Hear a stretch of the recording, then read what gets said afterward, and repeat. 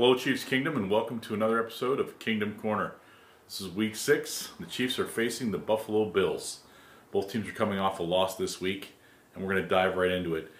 Thanks for joining us here on RGR Football. Be sure to hit the subscribe button, smash that like button and the notification bell, and let us know you're out there and let us know you want to see more content.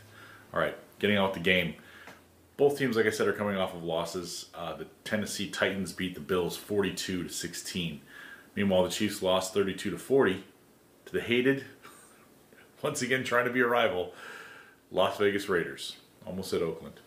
The Raiders did what I thought they had to do last week. If you watched the episode, I said what has to happen is Derek Carr has to have a revelation and become Alex Smith 2.0 and start throwing the ball deep like Alex did in his last year as a Kansas City Chiefs quarterback. He did that. He did that, and he battled all day, and they deserved the win. They fought hard. There were 14 points taken off the board by the refs on the Chiefs, and I can't let it go, and I won't let it go. It's the same ref that burns us all the time. Enough of that. Anyway, it was a good game. It was a battle back and forth. The Chiefs looked a little lethargic at times, especially in the third quarter. Looked a little tired, honestly. I don't know what was going around or what the feeling was, but for whatever reason, they weren't getting it going. I know that one thing for sure is when you make a huge play in the first quarter and it gets called back, 58-yard touchdown, it saps some energy. It changes the momentum of the football game. You take the pressure off the team that was allowing the touchdown and put it back on the team that's trying to score and making it feel more difficult because things like that are happening. Much like today, watching the Texans-Titans game, the Titans who just smashed the Buffalo Bills, who were previously undefeated, they struggled with the Texans, who have not been playing well. Texans had a chance to go ahead by 8. They just scored a touchdown. They were up by 7. Romeo Crennel decides to go for 2 to try to put the game away. Yes, if he gets it, he's the hero. But if you kick a single, which is almost automatic, it's not automatic, it's almost automatic. If you kick the single, you put your team up by 8. The other team is forced to go for 2. You put the pressure on the other team. That's what these equations are about, is pressure and possibility of success, and they correlate what the two are what effect they're going to have on the team you're facing. Things like that happening, it shows a lack of expertise at the head coaching position. It shows a lack of execution at the player level. The Chiefs were battling back in their game against the Raiders. When there's 4 or 5 minutes left and we're down 16, I was like, 2 touchdowns, 2 two-point conversions. Let's go. We got this. We could score 40 points in 5 or 6 minutes. Chiefs went down, scored a touchdown, got the 2-point conversion. My whole theory of the Chiefs can do this is predicated on the defense, if not getting a 3 and out, at least stopping the offense in quick measure so that they don't burn the clock off. That didn't happen. The Raiders drove down the field. Makes it a lot tougher for Patrick and the boys to try to do anything. This week's going to be different. This week's going to be a challenge between 2 teams that have quarterbacks with big arms who can run, defenses that are better than advertised, because now everybody's jumped off the Bills bandwagon. A lot of people are saying that their defense is trash. A lot of people were previously saying the Chiefs' defense was trash, although watching the first 4 games, I don't know how they came to that conclusion. But that's what was going on. And now, of course, that we lost to the Titans, who are undefeated and rolling and looking like a dominant team. Right now, the Titans and who's the other team? Steelers are the only teams that are undefeated in the AFC. Right now, whichever team wins in this game between Buffalo and the Chiefs will be tied for 3rd place with multiple other teams behind the Steelers and the Titans, who are going to be battling for 1st and 2nd. There's only one bye this year, people. So only one team gets that coveted week off for the playoffs while everybody else plays wildcard round. The Chiefs are still battling for that. They want that. They need that. They know that that extra rest helps.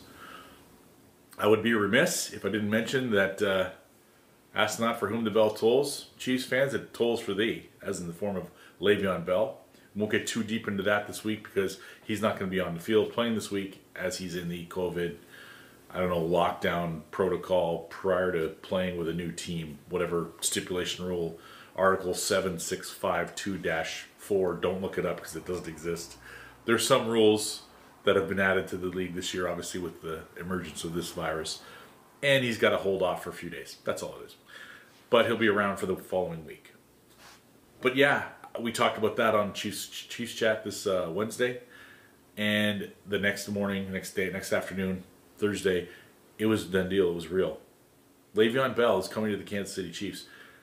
I know we're here to talk about the Bills game, but I'd be remiss, like I said, to not mention that Bell coming into the Kansas City Chiefs does not replace Clyde Edwards-Helaire. Clyde's the guy.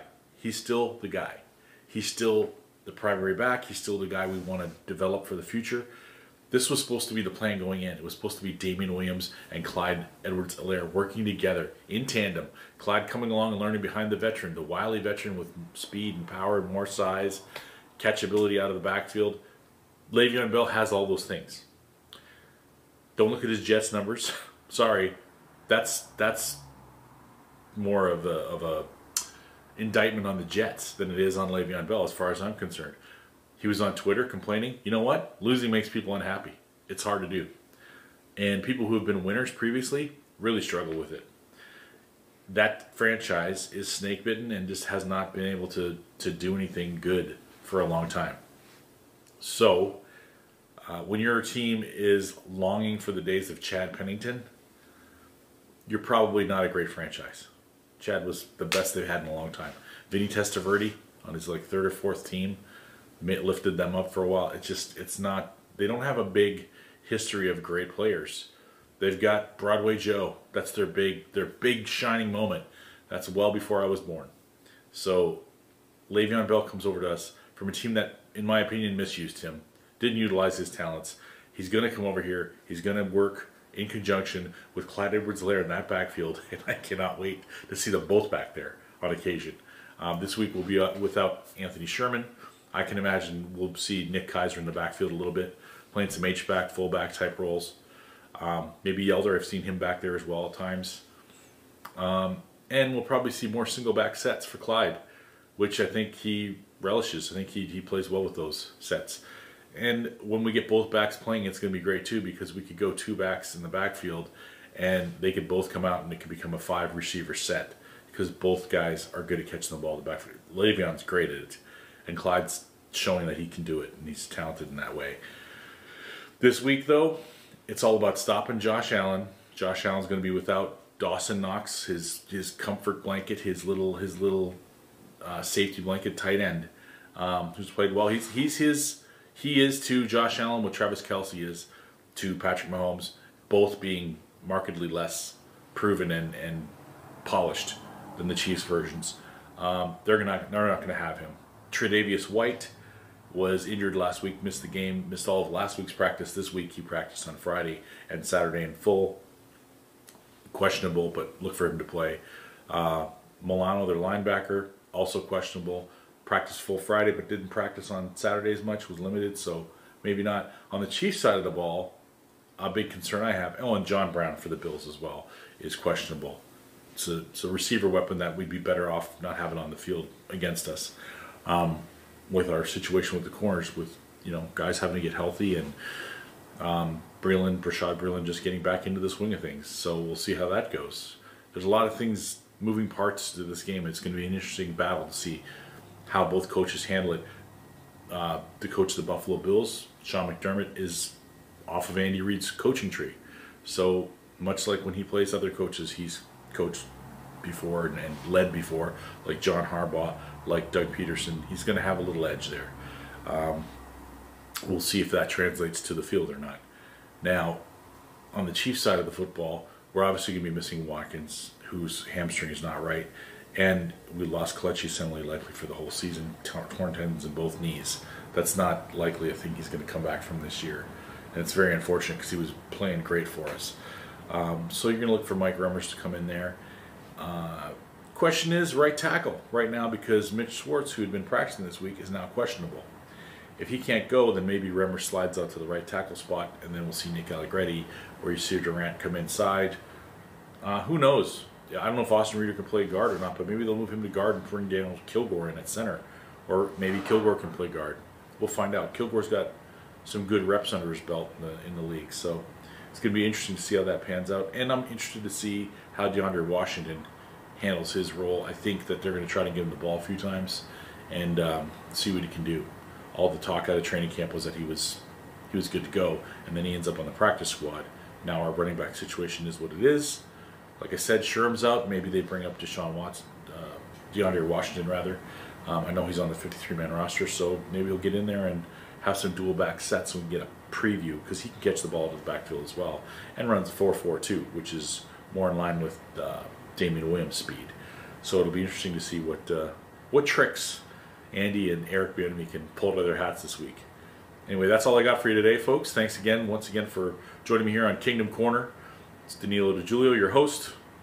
ThunderDan88 on social media. ThunderDan88 on Twitch, Facebook Gaming, YouTube, Twitter, Instagram. Check me out. In the meantime, thanks again for being on RGR Football today with us. Go Chiefs.